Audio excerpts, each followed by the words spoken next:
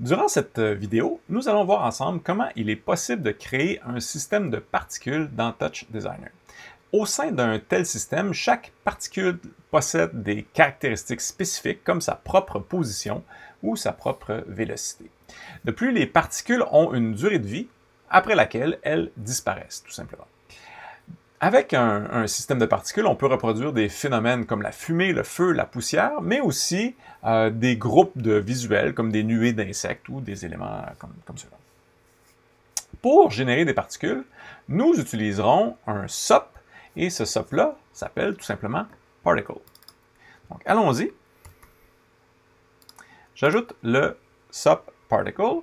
Et comme vous pouvez le voir, il me mentionne qu'il n'y a pas de source d'activer. Donc, il y a un problème. La raison est toute simple, c'est que le SOP Particle va utiliser en entrée, ou je devrais dire, recevoir en entrée une liste de points.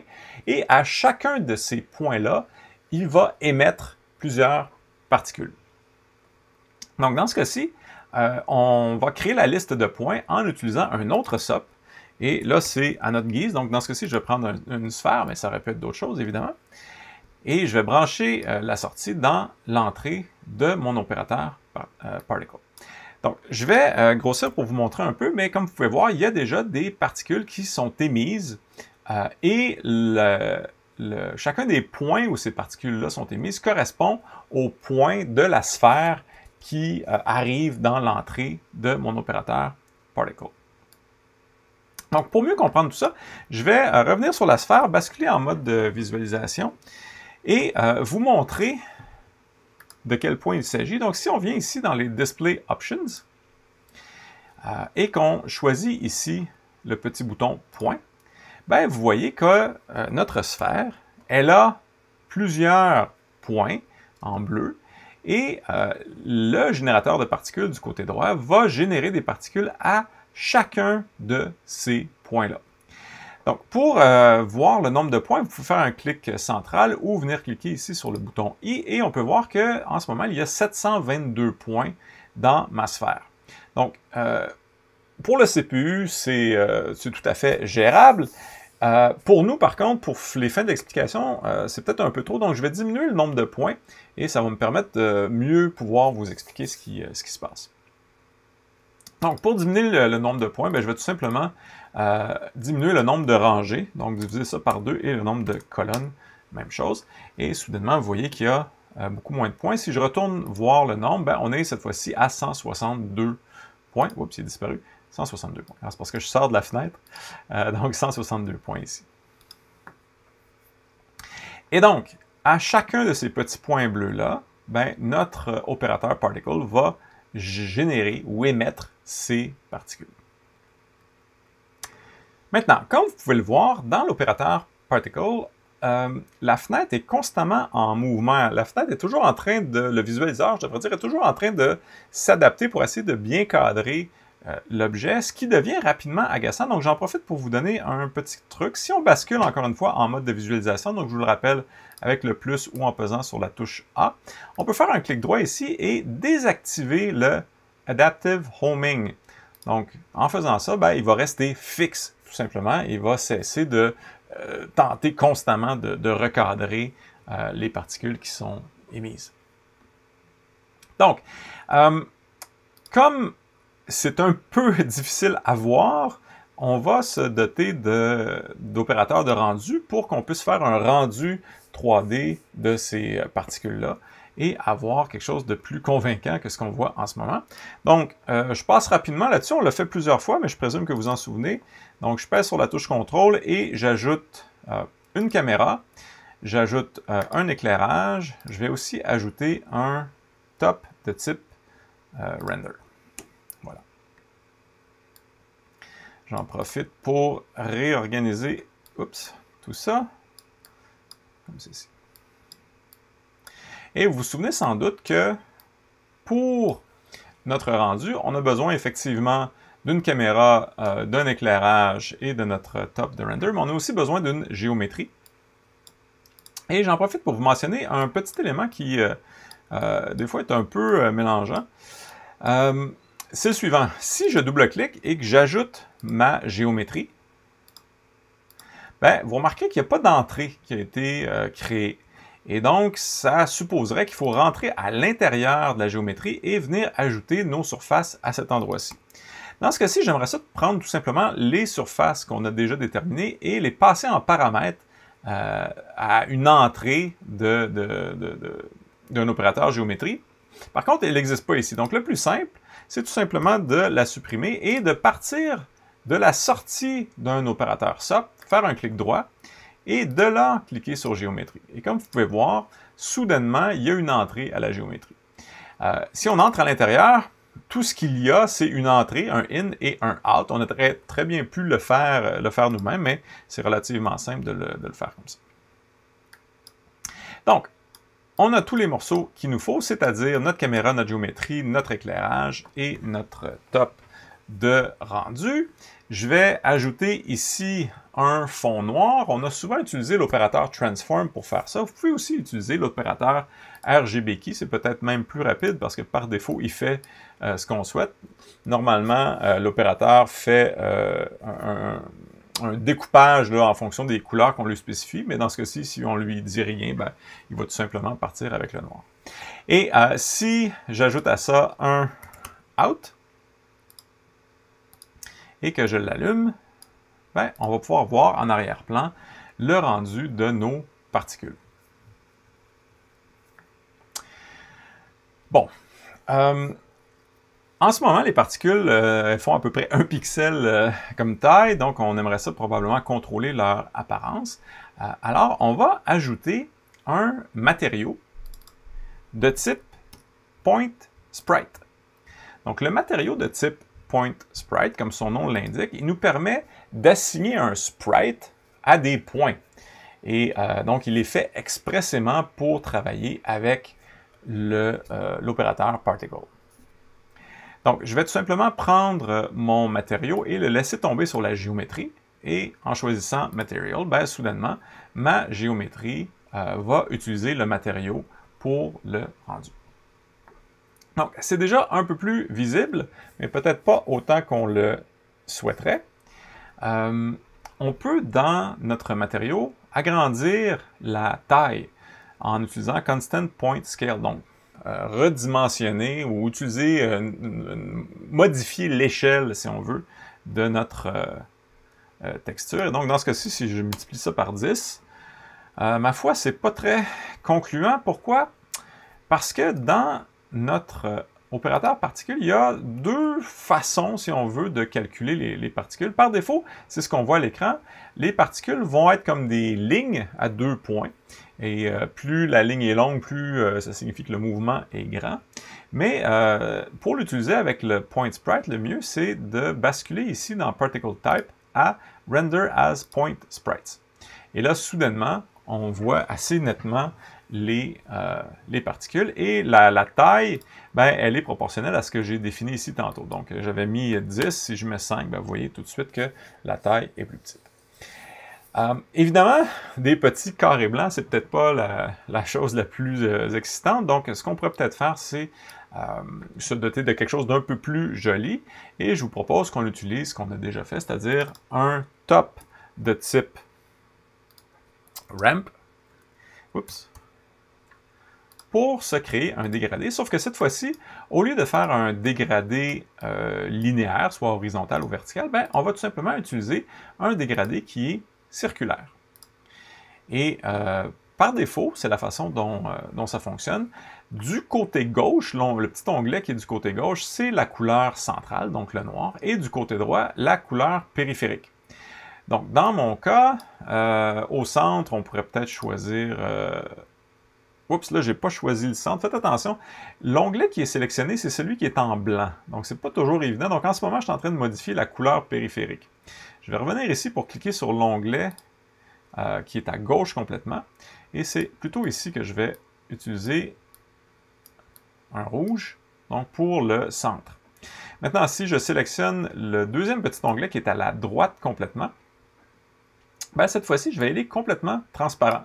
Donc, je souhaite essentiellement un point rouge qui fond vers la couleur de fond, justement. Et tiens, je vais le mettre complètement noir. Noir, mais transparent. Voilà. Donc, ça fonctionne. On a notre rouge qui dégrade vers transparent. Par contre, en périphérie, on a le reste du rouge. Donc, pour corriger ça, il faut tout simplement, ici, dans la section Extend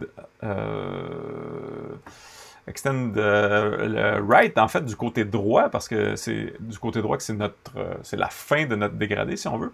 On va tout simplement lui dire d'utiliser 0 plutôt que la couleur principale. Et donc, on a un dégradé qui va du rouge vers le transparent. Maintenant, pour assigner notre dégradé au matériau, ben, c'est tout simple, on le laisse tomber dessus. Et si on vient voir dans notre matériau, on peut voir dans la section Point Sprite que le Color Map, dorénavant, il pointe vers le dégradé qu'on vient de créer. Par contre, c'est pas très convaincant au niveau visuel, comme à cause du dégradé, je présume, peut-être de la taille aussi, on voit un peu mal. Donc, je vous propose qu'on agrandisse notre Point Sprite. J'étais à 5, peut-être qu'on peut passer à 15 ou même à 20. Donc, juste pour bien voir qu'il s'agit bel et bien de petits points. Si vous portez attention, vous allez voir par contre que la valeur de l'alpha n'est pas prise en compte dans notre matériau. Il faut tout simplement, dans la section Common, activer la transparence.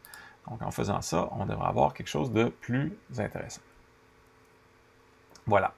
Donc, comme vous pouvez voir, il y a des particules qui sont générées, qui font le tour de la sphère.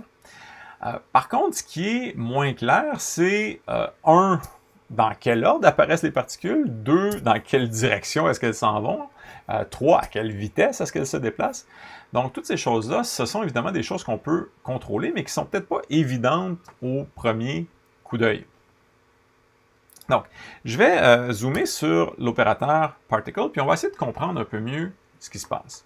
Donc, je bascule en mode de visualisation, et encore une fois, je vais afficher les Display Options, et on va regarder quelques petits détails ensemble.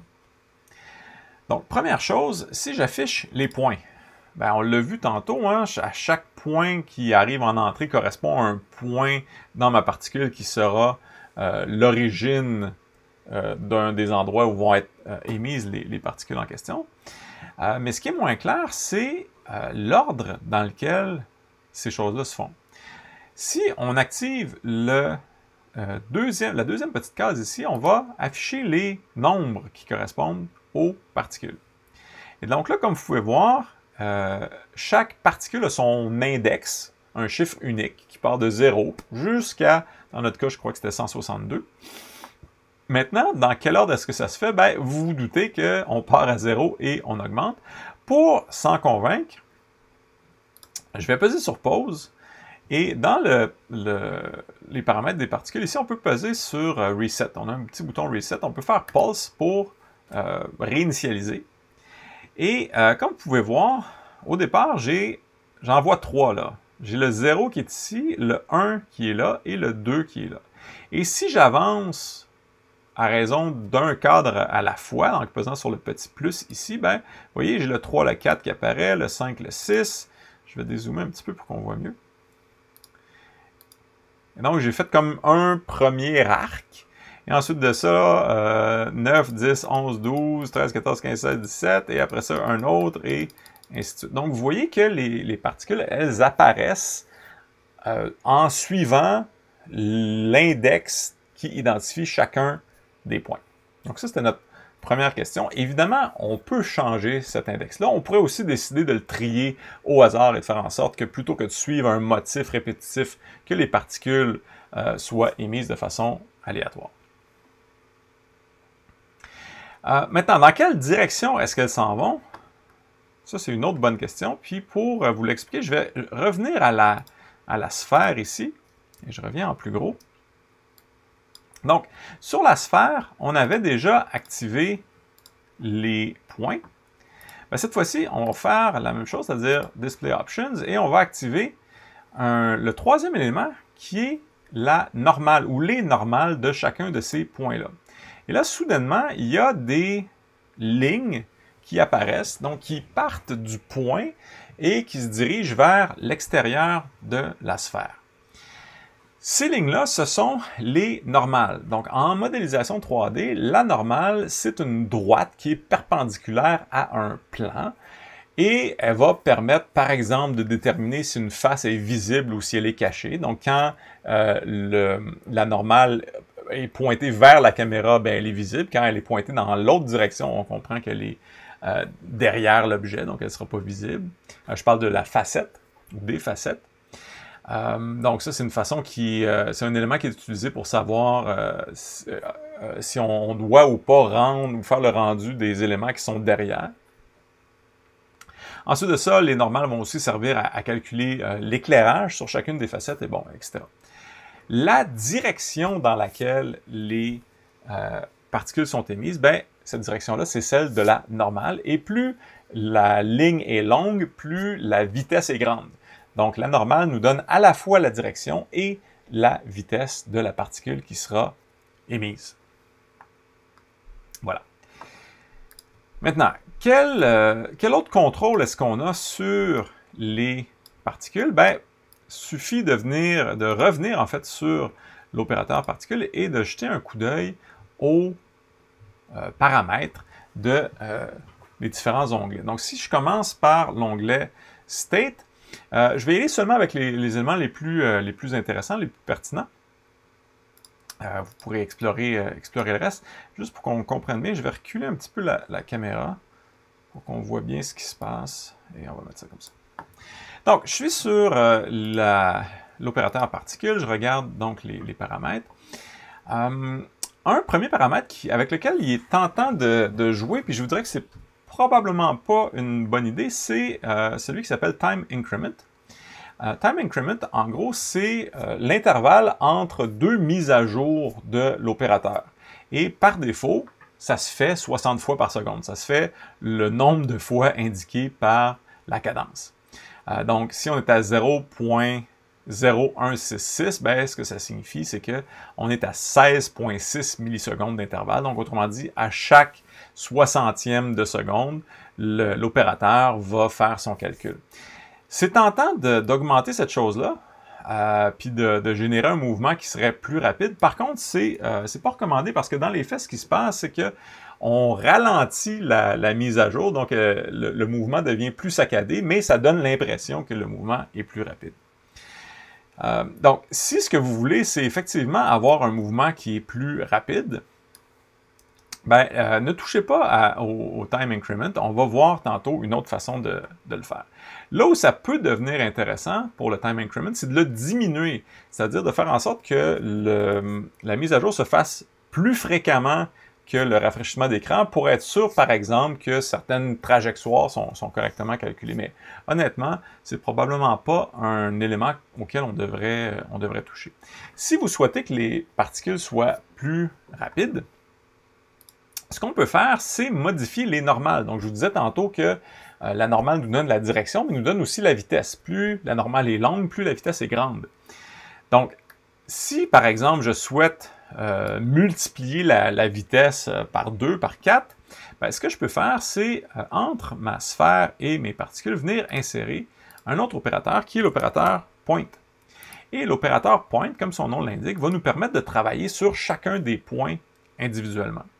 Et dans ce cas-là, comme vous pouvez voir, il y a différentes options, mais si nous, ce qui nous intéresse, c'est la vitesse, ben, ce qu'on doit modifier, c'est la normale. Et donc, on peut faire une opération sur la normale. Par défaut, la normale qui est utilisée, c'est celle qui nous arrive en entrée, donc c'est celle qui est générée dans la sphère directement. Mais je pourrais décider de multiplier cette chose-là par 5, par exemple. Donc là, je le multiplie par 5 seulement sur l'axe des X, donc ça nous donne un étirement transversal, si on veut. Mais si je multiplie les 3 par la même valeur, ben, ce qu'on va obtenir, c'est tout simplement des particules qui vont plus vite. Voilà. Donc, ils se dispersent aussi davantage puisqu'elles sont dorénavant plus grandes. Donc, si vous souhaitez modifier la vitesse des particules, ben, ce serait la bonne façon de faire. Ceci dit, on va revenir avec non, pas 0, parce que là, ils ne bougeront plus, mais on va revenir tout simplement avec les valeurs d'origine pour l'instant. Maintenant, qu'est-ce qu'on peut modifier d'autre au niveau de nos particules? Ben, honnêtement, dans l'onglet State, il y a moins d'éléments intéressants, mais si on va dans l'onglet Particles, là, soudainement, il y a plus d'éléments qui sont intéressants. Donc, parmi ceux-là, il y a Birth. Donc, Birth, c'est le nombre de particules qui apparaissent à chaque seconde. Donc, dans ce cas-ci, il y en a 100 à chaque seconde. On pourrait passer à, par exemple, 250, et là, soudainement, on a beaucoup plus de particules qui apparaissent. On a aussi l'espérance de vie de la particule. Donc, par défaut, c'est 3. Je présume que c'est 3 secondes. Mais on pourrait décider que nos particules vivent plus longtemps que ça. Ça pourrait être 10, par exemple. Et donc là, avant de disparaître, ben, elles vont rester visibles plus longtemps.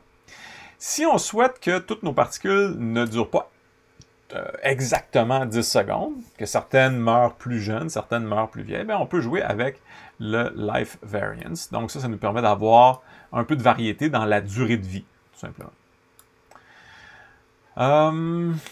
Ouais, c'est pas mal pour ceux-là. Si on vient voir maintenant dans l'onglet Force, ben, on va voir qu'il est maintenant possible d'ajouter différentes forces qui vont être appliquées aux particules pour les faire bouger dans l'espace. Donc, un bon exemple, ça serait ajouter du vent.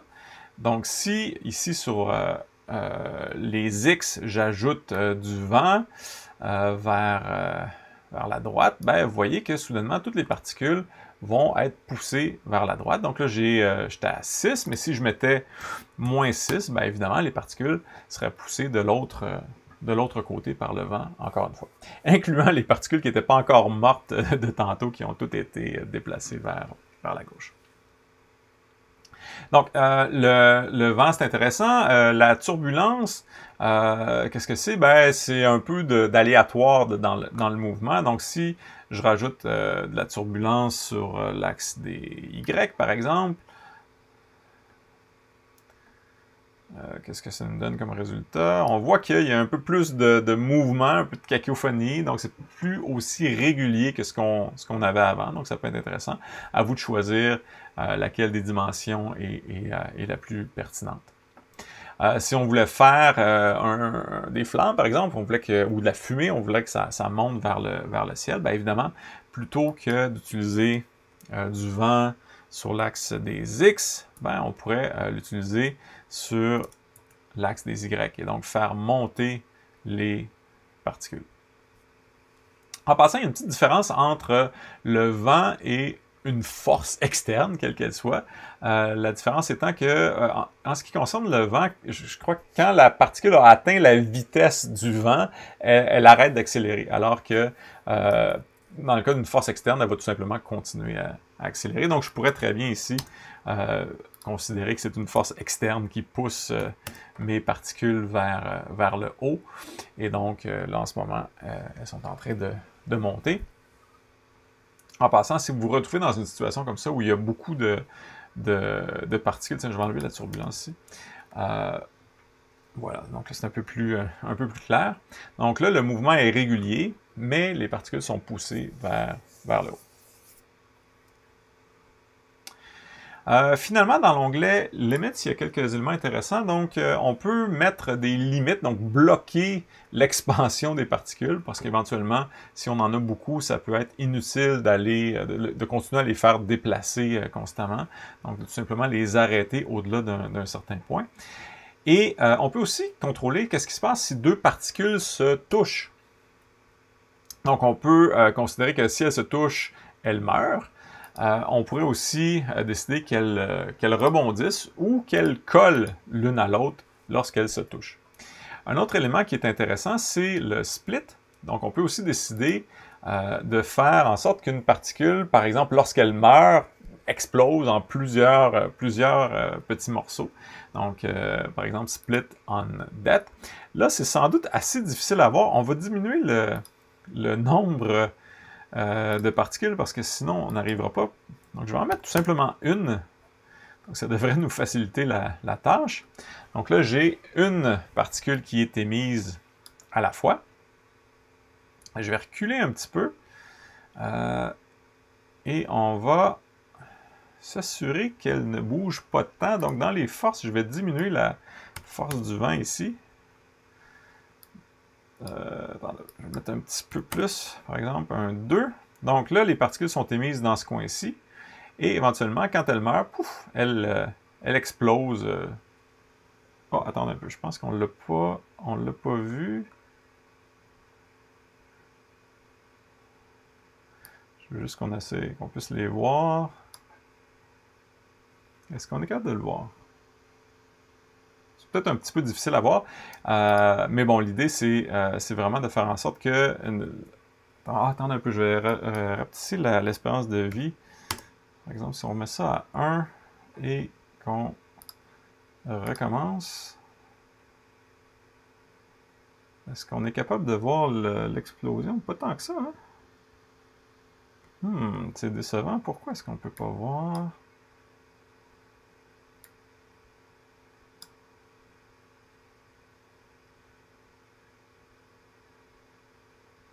Ouais, vous voyez, je pense que c'est parce qu'elle explose quasiment au début. Donc, sa durée de vie, dans ce cas-là, est tout simplement trop courte. Si on met 5... Ah, là, c'est un peu plus clair. Donc, elle démarre, puis tiens, je vais la pousser un petit peu plus fort vers le haut. Puis, on va... attendez, on va se basculer un petit peu comme ça. Et on recommence. Donc, particule qui est émise, et après un certain temps, pouf, elle explose en plusieurs morceaux. Donc, comme vous pouvez le voir, les particules ont toutes sortes de comportements qui peuvent être paramétrés. Et peut-être la chose, au-delà de l'ajout et du contrôle du comportement qui est important de comprendre, c'est que les particules, ce ne sont pas des objets 3D. C'est des points, au sens géométrique du terme, dans un espace 3D. Mais par exemple, dans ce cas-ci, notre matériau, ben, il est attaché au point et il est toujours face à nous. Donc, c'est comme si, à chacun des points, quand on applique un matériau, on collait une petite photo qui suit le point, et cette photo-là fait toujours face à la caméra. Donc, c'est pas véritablement de la 3D. Parfois, on appelle ça de la 2.5D, c'est-à-dire que le mouvement X et Y correspond à celui de la particule, et le mouvement Z, ben, c'est tout simplement la texture qui diminue en grosseur ou qui augmente en grosseur. Donc, si vous voulez vraiment des nuées de particules qui sont elles-mêmes des objets 3D, ben là, il faudra regarder peut-être du côté des instances ou de d'autres solutions.